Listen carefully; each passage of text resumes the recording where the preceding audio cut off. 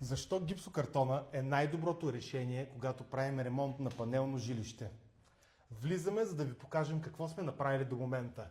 Както виждате, всички стени и тавани вече са затворени с гипсокартон. Предградихме вратата, която преди беше тук, за да обособим по-добро пространство в хола. Както знаете, заложили сме осветление тип Shadow Gap, което ще ни бъде лекото нощно осветление, контролирано чрез сензор за движение. Сега отиваме в хола, за да ви покажа какво сме направили там.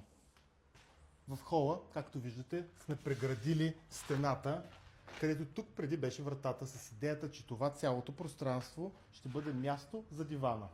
Относно технологията на гипсокартона, няколко много важни елемента. Първото, профили през 40 см, разминаване на листовете на гипсокартон, абсолютно задължително, както и нещо, което не се среща много често, направа на фаска на нефабричния ръб, което позволява по-доброто навлизане на шпакловката и заздравяване на основата.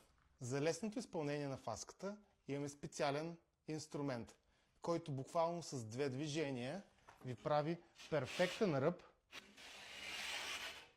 Очаквайте следващите видеа, в които ще ви покажем другите технологични особености, преди да започнем с шпакловката на гипсокартона.